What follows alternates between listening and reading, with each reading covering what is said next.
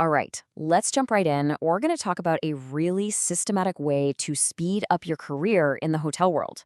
It's all about going beyond just working hard. It's about learning how to turn all that effort into real, actual rewards, like getting promoted faster and, of course, getting paid more. So, let's be real for a second. You want that promotion, right? And you probably wanted it yesterday.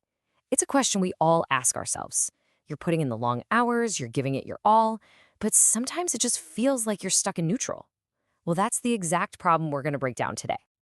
Here's something you have to understand. What do hotels actually reward? It's not just being busy. It's not about who works the longest hours or who has the loudest voice in a meeting.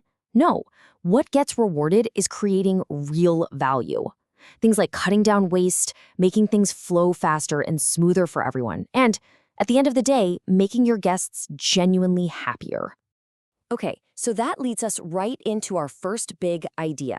We've got to make a little shift in our thinking. We need to stop thinking just like an employee and start understanding what your general manager really truly cares about. And trust me, it comes down to metrics, not just the hours you're on the clock. And this right here is the heart of it. Let this one sink in because it's so important. Promotions reward metrics, not hours.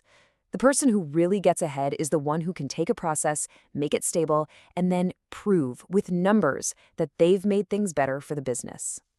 So what are these all-important metrics?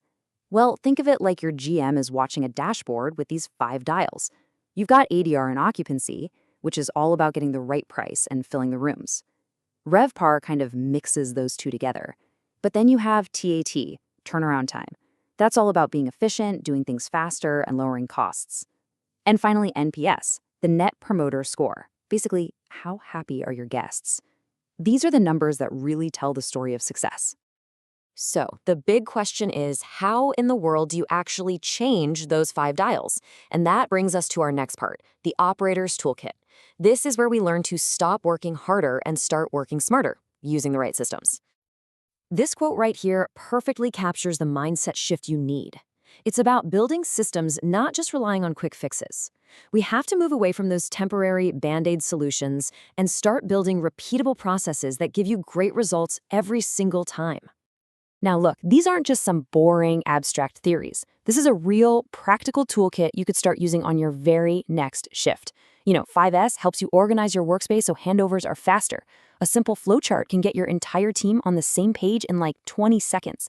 And a Pareto chart, it helps you stop constantly putting out fires by showing you the 1 or 2 big problems that are causing all the trouble. And here's the best part, the real payoff. When you use these tools, you're not just making things better, you're building a physical portfolio of what you've accomplished. Just imagine walking into your next interview. Instead of just talking about what you can do, you can actually show them a before and after picture of a project or a 1-page summary of a problem you solved. I mean, that is seriously powerful stuff. Okay, this is where the rubber meets the road. We need to connect these awesome tools to cold, hard numbers because, let's face it, at the end of the day, results are what really matter. And you should always remember this. You have to let the data do the talking for you. You make your strongest case with data, not just because you're friendly with your manager.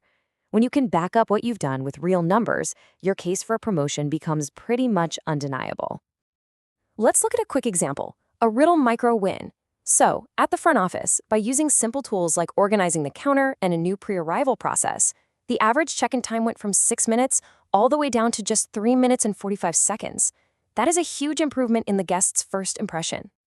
And here's another one, this time from banquets. They literally cut the guest queue time in half, from over 7 minutes down to under 4. Now, that didn't happen by accident. It was the result of looking at the process and making smart, systematic changes. This is exactly the kind of impact that gets you noticed. And these wins pop up in every department. Housekeeping can shave 10 to 20% off the time it takes to reset a room. The kitchen can cut down on breakfast waste by 15% just by using a simple chart. Every single one of these is a measurable, provable achievement. So what this all boils down to is a complete makeover for your resume. You're getting rid of vague words like dedicated or hardworking, and you're replacing them with concrete numbers. You didn't just work at the front desk. No, you reduced guest check-in time by 37%. See the difference? It's a whole other level of telling your professional story. All right, let's bring this all home. You've got the tools, you've gotten the results, you've got the proof. So now, how do we use all of this to actually negotiate for that promotion and the pay you know you deserve? Let's be brutally honest for a second. That certificate hanging on your wall is nice, but it doesn't print money. The metrics you improve, that's what creates value. And that value is what justifies a raise. The proof of your impact is your ultimate leverage. So here it is, the exact playbook for your next performance review. It's a super clear 4-step strategy. You walk in, you present your project summary, and you show the clear improvement in the numbers. Then you make the ask. I believe this performance justifies a move to the next pay band. And you seal the deal by promising to do it again in another area. And what's the potential reward for all this? Well, in the hotel industry, the biggest salary jumps, we're talking 20, even 30%. They come when you change roles, moving from an associate to a supervisor or supervisor to an assistant manager. This data-driven approach is how you make that leap.